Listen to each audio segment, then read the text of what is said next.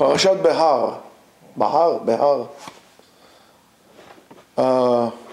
Before we start, as our executive producer had mentioned, whispering in my ear, to mention our website at Yeshiva.Etzion.com. Our email is rabbigaon@gmail.com, and I think you can also go through that if you have any questions, suggestions, and only nice remarks. And if you want donation, there's a nice donate sign on the somewhere there on the website. And we also have a YouTube account, so enjoy it. All right, that's it. We fulfill our requirements from our sponsors here. Okay, many of the mitzvot in the Torah are based on the idea that the land of the person really defines its identity. And if you look, by the way, and you kind of analyze nations or groups of people, they've been in one place for a long time, taking out all these major migrations, you see that many times they adapt themselves to the land and so-called change their identity in terms of what they are and their culture and so on and so forth, which is fascinating. I mean, that part of maybe anthropology. However, if we go back to our case, for example, you have the story of Cain. Remember Cain from the Arabs? Cain is a person who works in the field, and then he's sentenced to life of to be a nomad. Navanad, nomad, and he's crying to HaKadosh Baruch Hu. He says, "Gadol avoni minso. I can't do this. I can't be a nomad." By the way, one of the things, for example, to break a person's spirit is to do that. You can leave him in the land, just change their attitude. I mean, change their connection to the land. Take what, for example, the American government had done to the Indians in the Great Plains, right? So what did they do to them? They were nomads, right? Going here and there. Okay, you're going to put on a reservation. Never mind that the reservation is the size of, like the size of Texas sometimes. They're huge. There are countries in the world that are not as big as some of those reservations, okay? But yet, the fact that they are in one place killed them, killed the spirit. Talk about the Cherokees in Georgia, in that area. They took him from that savanna kind of a place. They threw him to the desert. They went and sent him to Oklahoma for 400 miles of the Trail of Tears. And so, a person that you do it to him, it's terrible. It's really terrible. So, what does Cain do? Trying to kind of trick the thing. He builds himself a city so he can stay in the city. Needless to say that the city, of course, would make the disconnect that he has from the land even greater. I mean, if you were a farmer, you walk, you feel the land. We don't walk on land. We walk on concrete. We walk on asphalt, so we don't really feel it. I don't want to get into the whole what it does to you in terms of your being, but it does a lot to you. You become disconnected, and we are disconnected from nature. Just by the fact that we live in a city and we don't actually. When was the last time maybe you, but when was the last time you picked a regev adama, a part of a dirt, and you felt it with your hands, or you walked barefoot on dirt and you felt it? Right? Most of you don't. I don't know. Probably don't even remember. So you're connected from nature. We live in a controlled environment, ACs, and we don't know what's going on. That's a disconnect. That's a disconnect, and especially for us, for Jews, and we'll see it later on. That is a somewhat of a motive, an idea in our motif. in our parasha. And our parasha separates between, for example, a person who sells a house in a city that is surrounded with a wall to houses with courtyards, right? That they have been sentenced as, or been determined to be as fields, where the first one could be sold forever. However, the later one cannot be sold forever. It's sold until the Yovel. It's a big difference between the two. In other words, if I live in the city, argument's sake, let's say like Tel Aviv. We're not getting into this halachic now, but let's say Tel Aviv, there's no piece of land there, so therefore I cannot sell it. If I live in an apartment, I can sell it forever. The soul is to sell, but not if you live in a moshav and you have a piece of land. It's a big difference between the two. Now we need to understand that the field, and I refer to it as field, a person inherits what we call a nachala, inherits from his parents, from his father, from his ancestors. And the land defines his lineage, his yichus. How is that? It tells us from which family he came from. It tells us from which shevet he came from. And that is determined based on his nachala, based on his land.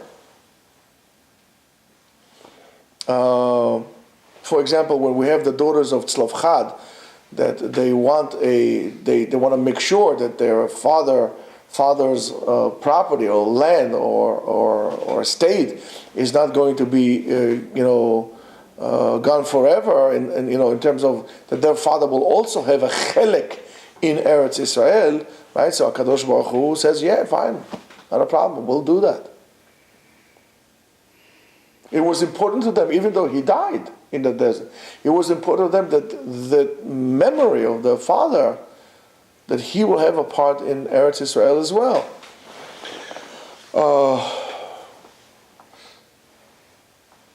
And against them, for example, we have the sons of the Bnei Menashe, that the Nachala is going to stay under the things under the umbrella of the Shevet, right? And then also Moshe says, they don't want to go to the other side, right? When we have this, we don't want to give it up. So Moshe says, also fine. Well, you could do this as well. However, if you go to the neutral or the benign example of selling a city, a house or an apartment or whatever it is in the city, that is, which is normal selling of your family's estate, seems like a very, very difficult thing to do.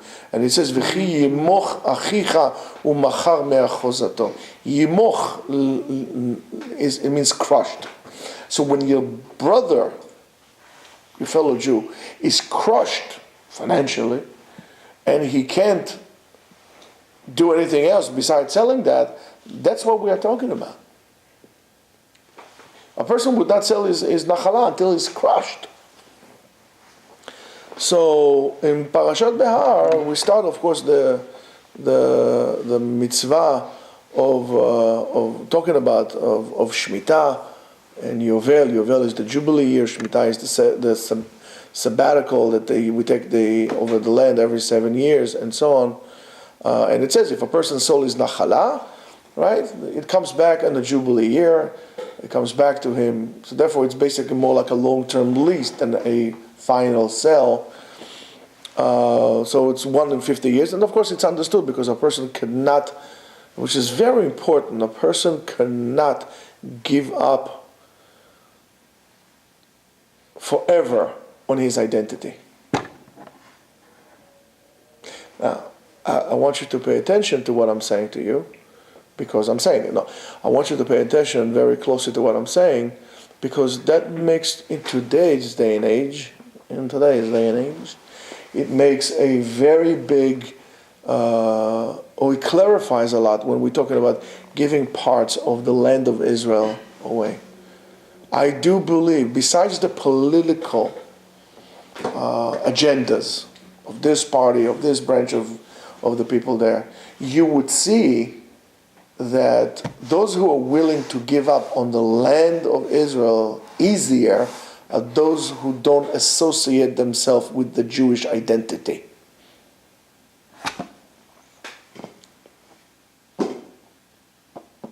Now, without getting to this halacha or that halacha, pekuach nefesh, we're not talking about this. We're talking about the concept of selling that. It will be unheard of to do something like this. We fought to come into the land. People dreamt about it. If you're giving it back, something is wrong with that. Why is this? Because the Jewish identity is not being enhanced in modern day Israel. And I said to you this before. To be a religious Jew is not a fashion or something like this. It's recognizing that this is your way of life. That's what Jews do. That's the way of life of a Jew. That's how a Jew lives. It's not a matter of you becoming fanatic or you're not becoming fanatic. You're becoming, first of all, aware of your identity, of who you are, keeping Torah and mitzvot. Because that's what Jews do. Otherwise, what's the difference between me and a goy?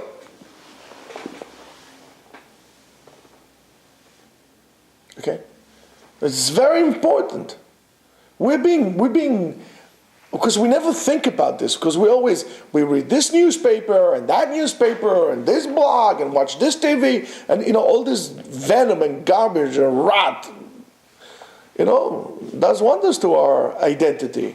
We don't understand that. You sent me today about the Sikh who was wearing the turban, and I said to you, remember I said to you, that's for him, that's a thing for him. And we're wearing the kippah, we got a problem with this. Imagine we had to wear a turban, God forbid. I don't think there will be any Jew walking. Nobody will wear it. We have this piece of cloth on our head, it's a big deal. They wear, and the colors they wear, the wonderful colors, really nice colors, I like it. Some of those mustard colors, I like it, it's very nice, it's beautiful stuff, good for them. We have a problem with this. Maybe we should take some courses from the Sikhs, how to have an identity. We don't enhance our identity. And that's the problem that we have. The kesher, the connection that we have is not with the state of Israel, it's with the land of Israel. Because the state of Israel has many different things in it, and it's absolutely not Jewish. With the land of Israel, it's important that we don't lose the contact. So if we go to Israel, we're going there because of the land. And it's important that we go there for our land, for ourselves. And so therefore, a person needs to understand that he belongs to the land, to the soil. That's why it's important that you go to Israel. Right? There were some big rabbis who refused to go to Israel because they're waiting for Mashiach. And they claimed that they are Mashiach, but to go to Israel they never went.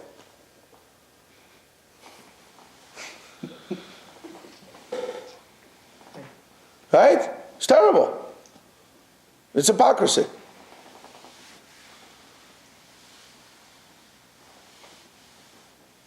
I don't know what to tell you. It's something that we have to do with the land. And we need to understand that more than what it belongs to me, the land belongs to me, I belong to it. Of course, the land by itself is just dirt, like any other dirt in the world. The only reason why is because it's a way for me to do the mitzvot. Because I have an opportunity to do mitzvot that are associated with the land that I cannot do outside of Israel. Not if I live across the border, I can't do that. So a derivative of the returning the soil or your land in Yovel in the Jubilee year is the issue of selling and buying of the lands, right? When we estimate the land, because we have appraisals and we appraise the land, it's beyond what the land could produce to me. And where, if it's in Tel Aviv or in Caesarea or in Beersheba and so on and so forth, it is the value of the land will be as how many years also you can hold the land, right? If we're now over Shemitah, just right over Yovel, So now prices are high because now people want to make an investment. I can hold it for the next 49 years. I'm 2 years from Yovel. Prices are not that great. Nobody wants to sell. No, nobody wants to buy because he has to give it back in 2 years. So it's a different mahalach here altogether. Something different than what we got used to. In the psukim that talk about this halachot in Vayikra Chavhei, it says twice, for example, the prohibition of a person to cheat his brother or to be dishonest. In verses 14 and 17. So the Ibn Ezra explains that the first one was said to the seller, to the buyer, and the second one was said to the seller. Because you could, in transaction, you could be dishonest about buying and you could be dishonest about selling. We always get used to, we know about dishonest about selling, but there's also a matter of dishonesty about buying, and we'll see exactly what it is. And the prohibition applies on both of them. The continuation of verse 17, why ki ani Hashem Elokechem, because I am God, your God, right? Could be understood as almost like a threat to a person who is going to cheat his fellow Jew, because HaKadosh Baruch Hu is going to he will have to deal with him. He's just warning you. He's warning you, but the question is, it's not a warning. Is usually a threat, and the question is why? Just say it's not allowed to. Say it's not allowed to. Why you have to say Ani Hashem Elohechem? I know that. Thank you very much, but why you have to tell me that? You can say like anything else. Not after every mitzvot lo taseh it says Ani Hashem Elohechem. Right? So there's a certain hint here. You read the pasuk, you don't pay attention. You just read it, but pay attention to what it says. And believe me, we can talk about this just on that for an hour now. Just for that for an hour, at least. However, the Mishnah in Bava Metzia in Daf Dalet over there. Oh no, the Mishnah. I don't know if it's Daf Dalet. Oh, anyway, it's in Bava Metzia. It says something interesting, and I'm reading. Keshem she'ona b'mekach u'b'merkar, kach ona b'dvarim. As much as you can cheat somebody in business, you can cheat him with words. Lo yomar lo bekama chefet ze ve'inu rotze lakachat. You don't ask him, excuse me, how much is this book? I have no interest in selling. Oh, I'm buying it, I'm sorry. I don't want to buy it. He says, how much is that? So he tells you, I don't know, $10. Okay, so he tells you he wants to sell. $8. Nah, $5. Nah, you didn't want to buy. You're not allowed to do that. He's a looker. You're not allowed to do it. If you are sincere about buying, you ask. If you don't want to buy, don't ask. You're allowed to say, wow, this is really nice. I would really let me see if it's reasonable to buy. Let's say it says $20, I can't buy it. If it was $10, I would buy it. And many times they will tell you.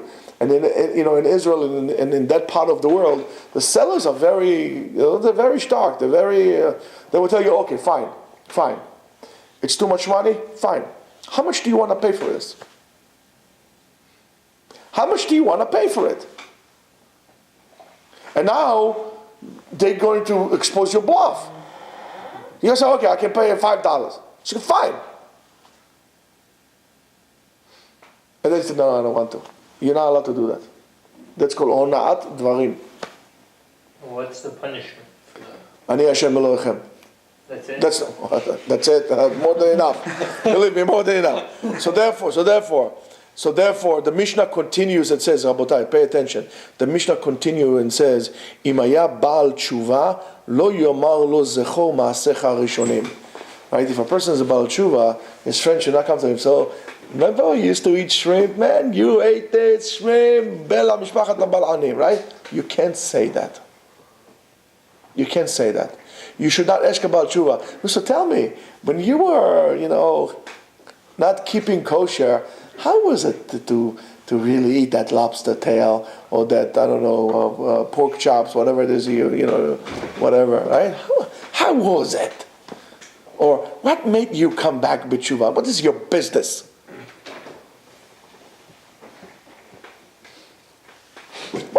business. That's between him and Hashem. It's not up to you. So you're not allowed to tell him that. Im hu ben gerim, if it's the son of converts, lo yomar lo, zecho maaseh avotecha. Don't remind them. Hey, listen, when your parents were gerim, when they were, how was it Christmas? How was it Christmas? What do you care what he did? So Mishnah says, Shene'emar, it says in Shmot, veger lo toneh velo tilchatzenu. Toneh means don't cheat. And you see from here, is using this kind of velo tilchatzenu, don't oppress them. Don't oppress them. And we'll see exactly what it means, don't oppress them. So we have onahat dvarim, right? And we have inyan of lachatz as well. So as much as you're not allowed to cheat a person, to sell him, also with tremendous profit to you, there's a limit, without getting to it now. There's a limit of how much profit can you make. Argument's sake, if God forbid Pablo Escobar was a Jew, he could not have become Pablo Escobar because he could not have made so much money on his dope. There's a limit of how much can you make. Do you understand what I'm saying? There's a limit, okay?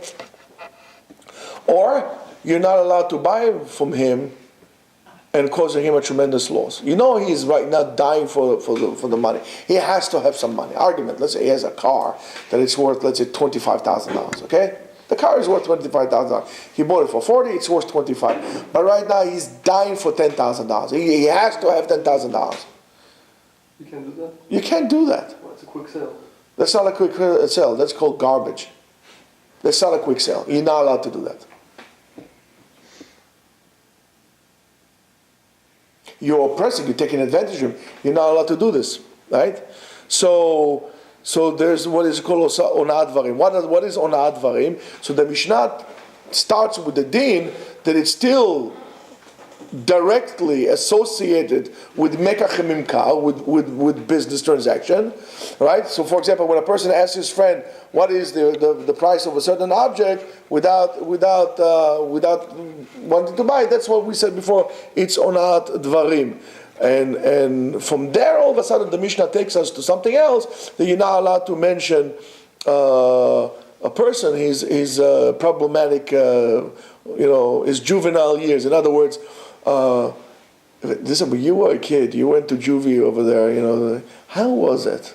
Do you remember we used to maybe you want to talk about yourself, but you cannot tell about somebody else what he used to do. The Mishnah says it's bad. Now, and the question is, of course, is asked. So, what's the big deal? What's the big deal if, for example, I tell a Baal Tshuva, Bichal, what do you? I mean, I think it's wrong. I think it's wrong. If you want to think something, whatever you want to think, But you should also watch what you're thinking. But let me ask you a question. What difference does it make to you? So you're a Baal Tshuva, where you're always from? What is your business? What is it your business? Right now the guy in front of you is Shomer Torah Mitzvot. What do you care? Did I ask you if your mother went to the mikveh when she hatched you? What do you care if the guy was a Baal Tshuva? What business do you have to ask if he was a Baal Tshuva? Why are you so nosy? Oh, which yeshiva you went to? What do you care? I went to Yeshiva University of Life. What do you care? Do you understand what I'm saying to you? What is it your business? I'll tell you why we do that. It's very simple. Listen, you got to be very, very careful because especially a Baal Tshuva or even a ger, I'm talking about a ger tzedek, not gerei arayot over there. Marry me, because I want to make, you know what I'm saying. I'm talking about a ger tzedek, makpid kala v'chamura. We got to be very careful because HaKadosh Baruch Hu loves them. HaKadosh Baruch Hu made himself their patron. He's their guard. So you better watch out who you're messing with.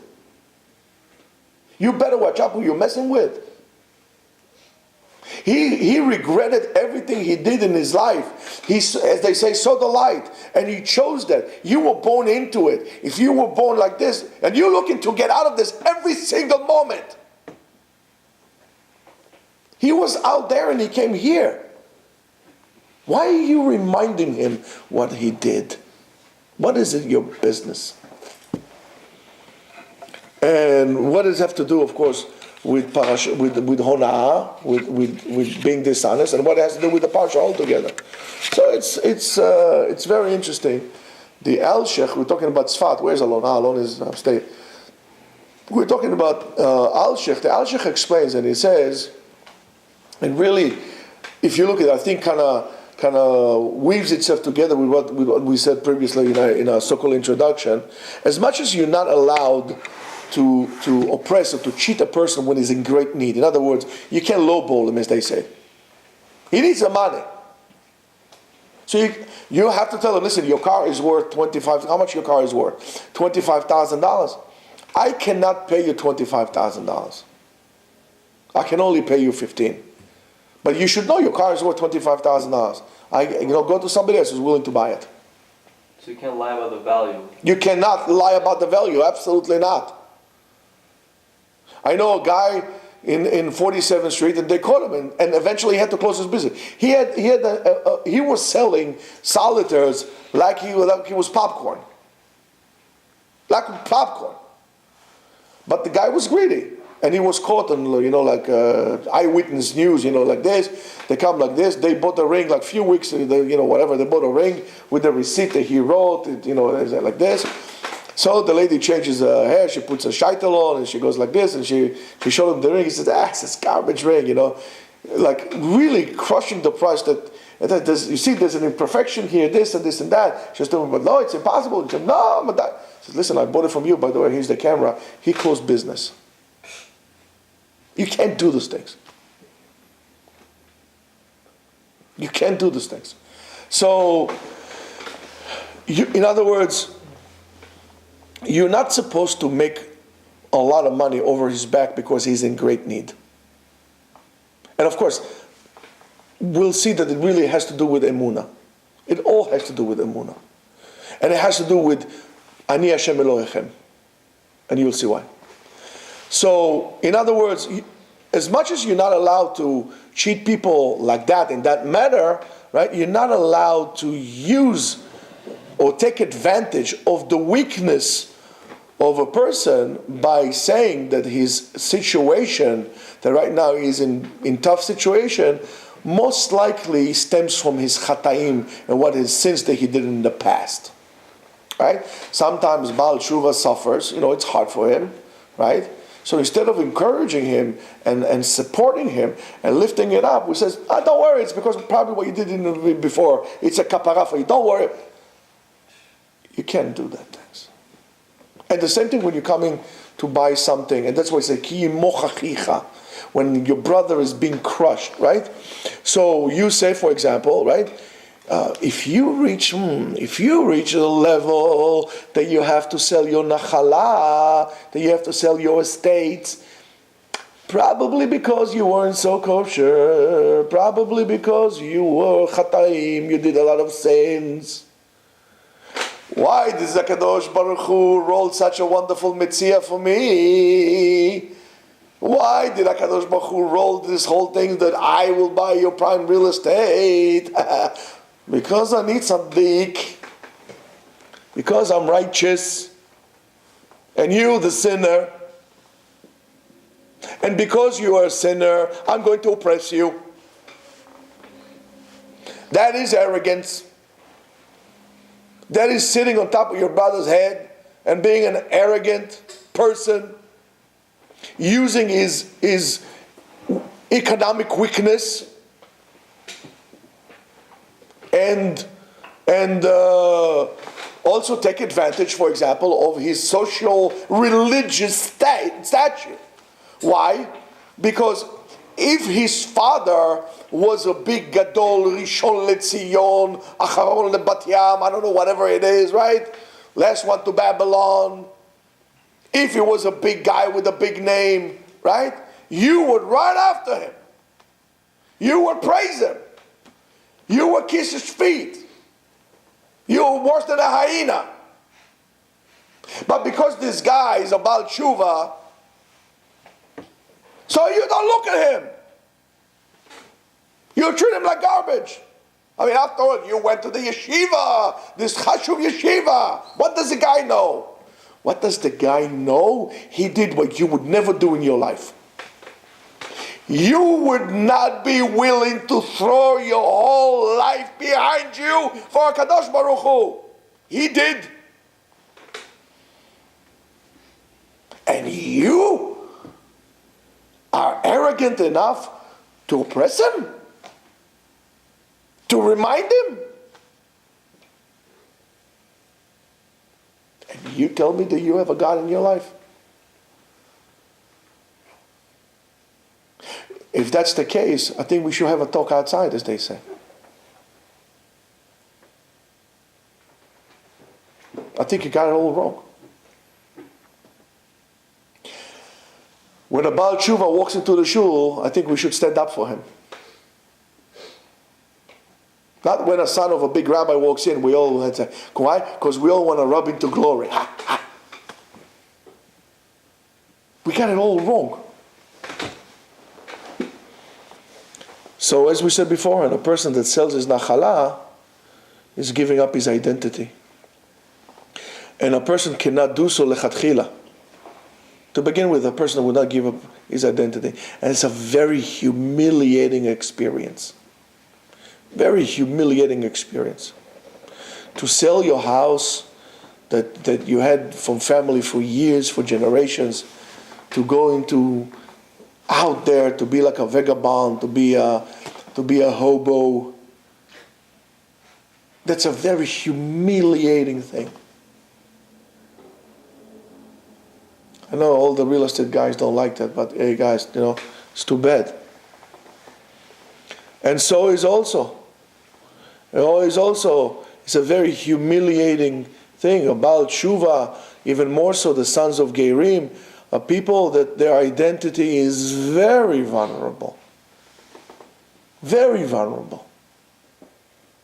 Their identity is weak. And we have to be very sensitive. So reminding their past shows or brings them to the light of all in public that they had a problematic past, as they say.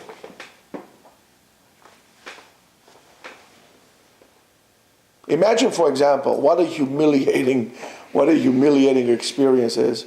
Let's say, for example, I don't know, a guy becomes a big Talmid Chacham, big rabbi, right? Puts books out, they wrote books, he reads them also, but he puts out books, Kol Tov Yafeh. All of a sudden comes guys, they make a big gala dinner for him. Where do they make big dinners in the city? Give me a Waldorf Astoria, Waldorf Astoria. Make a big thing. All of a sudden it says, oh, please, mechavod this person, And he could take his phone and say, 1, 2, 1, 2. Oh, Shalom Aleichem, everybody. Well, I remember the years. This guy was a potz. He was Am Haaretz. He didn't know anything. He used to eat shrimps. He used to go with... It's messed up. You're right. But when you remind the Baal Tshuva, is just as messed up as that. You would not think of doing something like this.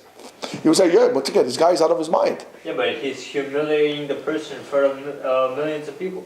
That's right. There's no difference between humiliating a person in front of a million people or humiliating a person in front of another person. Even humiliating a person alone. You should know that. When you humiliate a person alone, you also shofech damim.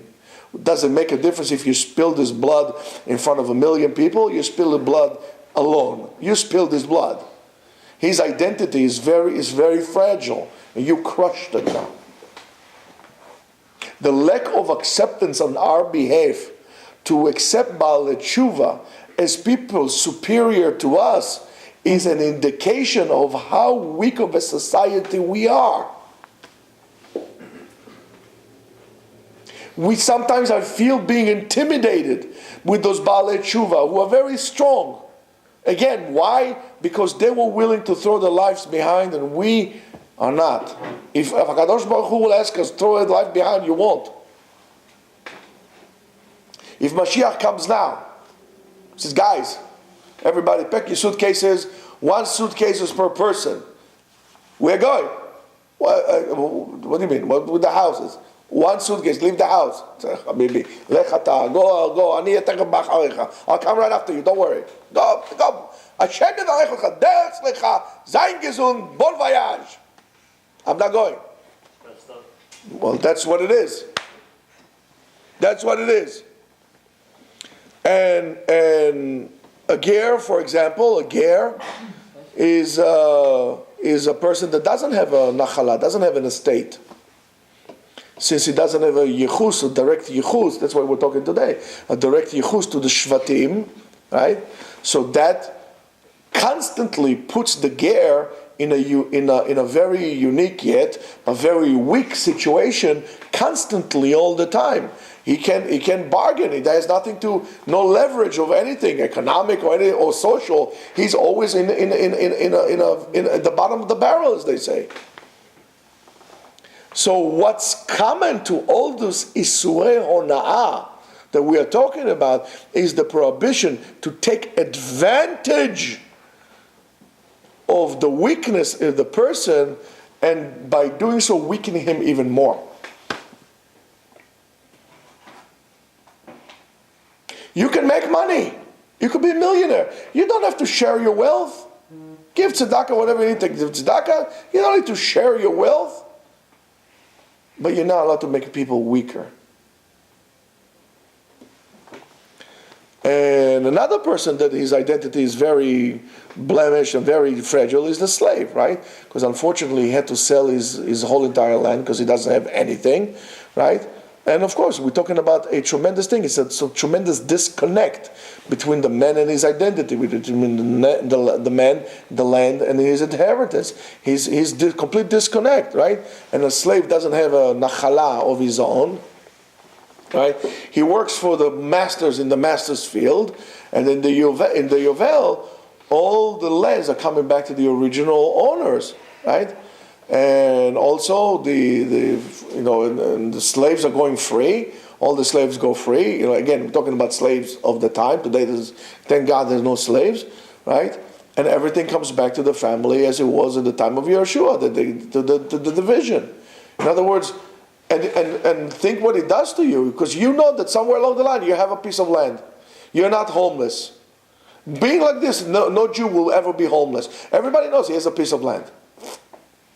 So when you know that you're not going to be homeless, you're taking the tremendous stress and tremendous anxiety out, and you can function. When you put such tremendous anxiety over people, they can't function, and then things fall apart. It forces them to do crazy things. So what it seems, especially in the year of Yovel, is basically what revealed is that at the end everything belongs to HaKadosh Baruch Hu. Both people, Avadayim, right? And it says that my slaves, Avadayim, velo avdei avadim. They're not slave of slaves. Remember, I always tell you, when you throw HaKadosh Baruch Hu out and you start to become a slave to your boss, you become a slave of a slave, because he's a slave of Hashem as well. And also the land. Our HaKadosh Baruch Hu, why? HaKadosh Baruch Hu says, Ki li haaretz. And the land defines who we are just because it's the land of HaKadosh Baruch Hu. Not because it's the land of Israel. If HaKadosh Baruch Hu wanted Alaska to be our land, it will be our land. Because that's the land of Hashem. That's why you cannot give it back. Don't give it back. The Palestinians want to stay in Israel, in the land, not a problem. We have a process. It's called Ger Toshav. Go out, fill the applications, come back in. Under our terms. This is our land, not your land. Our land. And not the President of the United States, Shish Kebab, and not Putin, whatever his name is, right? And Ing Jambul and Jong Balbul, Nobody. It's our land, Mikasa. Not Tukasa, Mikasa. It's my home. I'm not giving it. Giving the land is giving your identity. And it says, the pasuk says, "Ki tavohu el haaretz asher arateh lachem." We have some time. Oh, this is, oh goodness, it's very long. All right. Can we steal some time? Yeah. You guys don't mind, right? Do you mind if we take it longer? Right? We can dive in Mariv a little later. Okay. It's going to take me a little bit. Then realizing. Anyway, the pasuk says, "Ki tavohu el haaretz asher ani noten lachem." When you're going to come upon the land in which I give you. V'shavta haaretz Shabbat leHashem. And there's going to be Shemitah immediately. As soon as you enter, there's going to be Shemitah. But it doesn't make sense.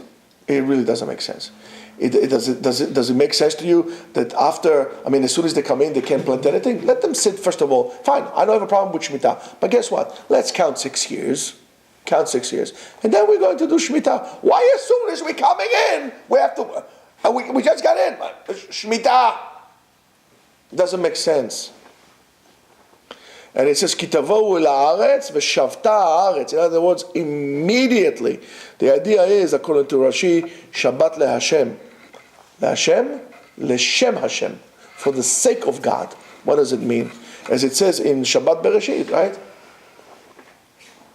It says, HaKadosh Baruch Hu commends us to take it easy, to do Shvita, to stop on Shabbat. That's why it's called Shabbat, lo yom, lo shvei, ela Shabbat, because it indicates that, right? As we say, Zecher leMaaseh Bereshit is a commemoration for the act of creation, right? That we always going to remember the act of creation, that there was such thing as creation, and since there was creation, there is a creator, and I don't care what they teach you in college, and HaKadosh Baruch Hu is mechadesh de buriya, recreating the world all the time. There's a rejuvenation and creation of the world all the time. And from the same reason, HaKadosh Baruch Hu commanded us immediately, almost like Adam HaRishon. Adam HaRishon was created, Shabbat, rest. Maybe that's why we don't like to work. The Jews don't like to work, Shabbat. But you see the similarity. Adam HaRishon was created, Adam was created, Shabbat immediately. Am Yisrael enters the land, Shemitah immediately. Right? To show the nations.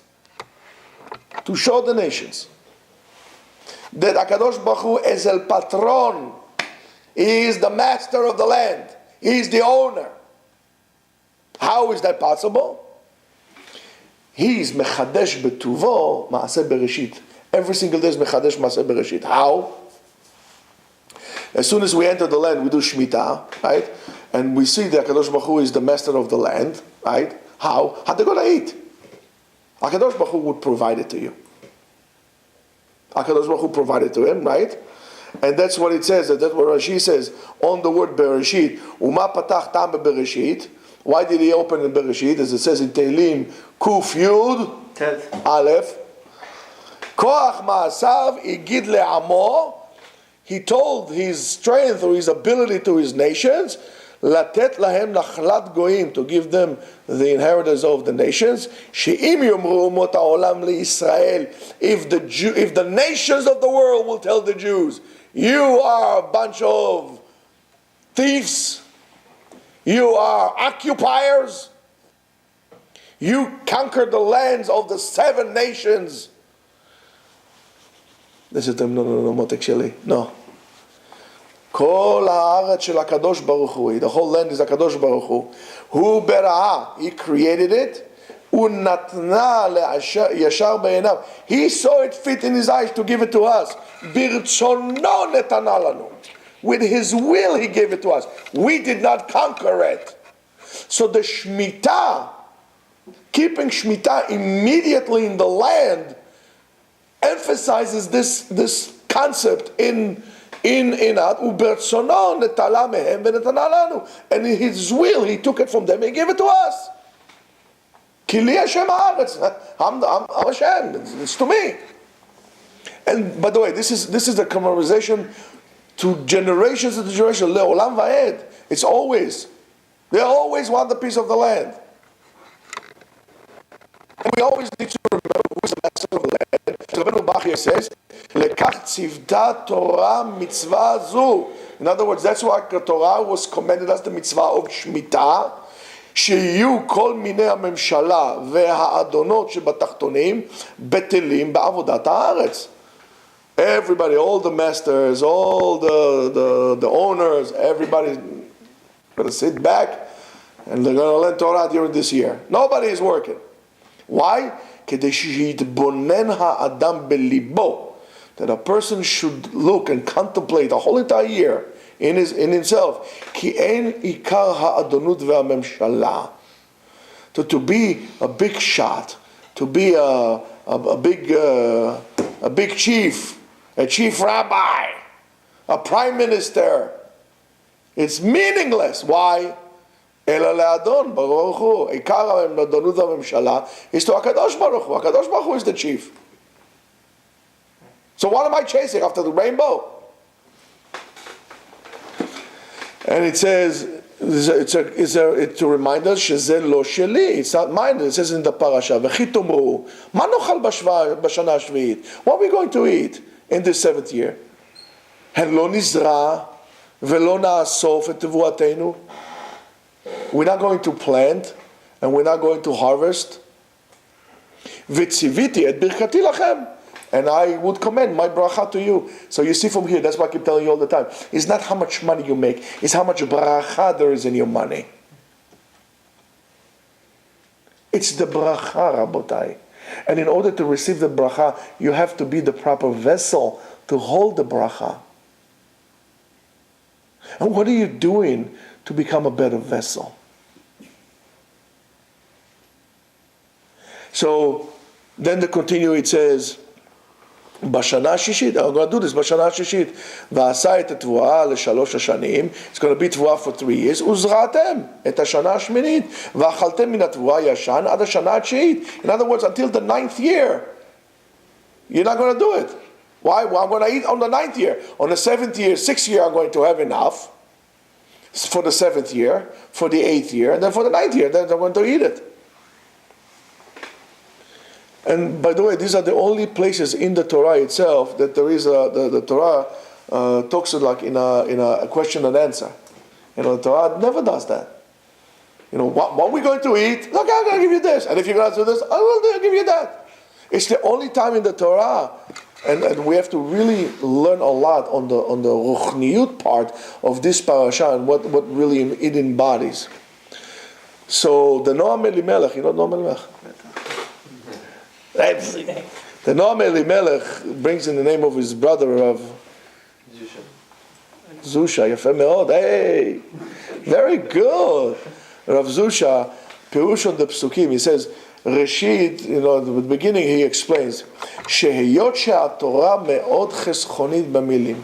Since the Torah is very frugal with words, ויצא כאן מדרכה והוסיפה את השאלה, and he went out of its way and added a question here, instead of simply say the words, צריך לדקדק ולהבין במה הדברים אמורים. We have to be very careful what we're talking about. This is very unique. הקדוש ברוך הוא created those tzinorot, those pipes, right? Which bring about abundance to this world. דרכו של השפע לא להפסיק. The natural way for the abundance to come from above is to be continuously flowing. You don't understand what I'm saying? Go watch Niagara Falls. That's an idea. Always going. And why? Because the hashpah is Ein Sofit.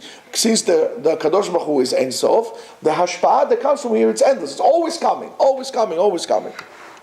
Ela im ken, unless the person nofel mimadregato, he falls down from his madrega, ve'en lo bitachon b'boreh, and he does not have emunah in HaKadosh Baruch Hu. What emunah? Shehu zan u'mefarnes lakol. That he gives all the good for everybody. You're not doing this. HaKadosh Baruch Hu is giving it to you. אז עושה האדם במחשבתו פגם בעולמות העליונים. When you do so, you give a blemish in the upper worlds. ומתיש את הכוח של העליונים. He weakens the ability of the abundance to flow down. פוגם בצינורות השפע. You are affecting the plumbing of abundance that comes to this world. In a case like this, the Noam Elimelech says, and I'm quoting, צריך השם יתברך ברוך הוא לצוות מחדש את השפע. In cases like this, HaKadosh Baruch Hu needs to command the abundance to come again. שתלך כמו מתחילת הבריאה. That is going to be from the time of creation. Now you understand why we have to do Shemitah. Because HaKadosh Baruch Hu is going to give us such a boost. Let's say your batteries are weak, right? You need a booster to get your engine going. If we deplete our sources, the batteries are weakened until the point that we can't turn the car. So we need to stop playing with the car. Comes a guy from AAA or Geico, gives you a boost and you start going. That's why we need to keep Shemitah, according to him, to fix this, the tzinorot, to rejuvenate the flow of abundance to this world. And it says that the Torah melamedet le'adam darkei Hashem. The Torah teaches a person the ways of Hashem. Rabotai, remember what I told you. When you leave the Torah, you leave HaKadosh Baruch Hu. And that's exactly what it is. And it says like this. Sheyeh shalem bebitchono al Elohav. That you need to be shalem and yebitachon in your emunah in HaKadosh Baruch Hu. That we should not fall in our machshavot, and then we're going to bring about the question, what are we going to eat? Where I'm going to have money? How I'm going to make it? Where I'm going to get an apartment? Who is going to marry me if I don't have a job? The HaKadosh Baruch Hu commanded you, for example, to learn Torah, didn't he? Do you think in your crooked mind that HaKadosh Baruch Hu would command you to learn Torah and let you starve? Are you out of your mind? Do you think in your crooked mind that HaKadosh Baruch Hu commands you to do Purur Vu Malu Ta'aretz? To educate your children, and because you learn Torah you're not going to get married? If you think so, you know that you have a major problem in your emunah. That's why you got to keep Shemitah. That's called Midat HaBitachon. When you say it like this, not only that you're not going to create abundance, you are furthering the Shefa away from you. That's what he's saying. And by doing so, we create a tremendous chisaron. So therefore what we need is to have Midat HaBitachon. As the Noam Elimelech is finishing and saying, Lo titnagu kach v'tiftechu be'Hashem. You should trust Hashem. How? Bechol levavchem. Ve'az telech hashefa bli hefsek klal tamid. And the abundance is going to come forever. Lo yechsar ba. And this is, by the way, Noam Elimelech in Parashat Behar. You should really look into that. It's a tremendous thing for everybody who might be thinking to cut down his hours in Yeshiva. To root in our hearts the understanding, the recognition that the Olam, our world, is always under the Hashgacha of HaKadosh Baruch Hu. As it says in Tehillim, in Perek Kuf Yutet, הפסוק כ"ד. Pevav, Kol mitzvotecha emunah. All your mitzvot are a reflection of my emunah. The shoresh of the root, the stem, the foundation of Chayei Torah and mitzvot is the emunah. And the Baal Netivot Shalom says on this uniqueness of mitzvat Shemitah, which is mentioned in our parasha, which we'll be talking about, that is the limit, this is the peak of experiencing emunah, madrigat ha-emunah. And that's called emunat ha-evarim. That a Jew leaves his field for a whole entire year. That's the source of his livelihood. That's where he gets his food, his nourishments, and everything. And that's where he gets his parnasah. He doesn't work. He doesn't know how he's going to buy food.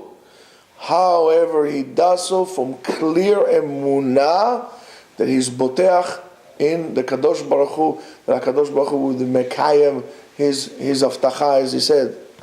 So when a person drops something, it's like he's saying, this is not mine. When you drop the land, right, so-called your land in Shemitah, you really need to deal with it in the same way. So therefore you need a lot of koach emunah, a lot of emunah to really internalize that avodah, that to the point, the fact that no person has his own personal and ultimate possession in this world. Everything that you have, everything that you own is given to you on a loan from God. We are not the owners here. We're not the balabait here. And again, this whole thing is about emunah. Every mitzvah would stem at the end in emunah. However, the greatest one is mitzvat shmita.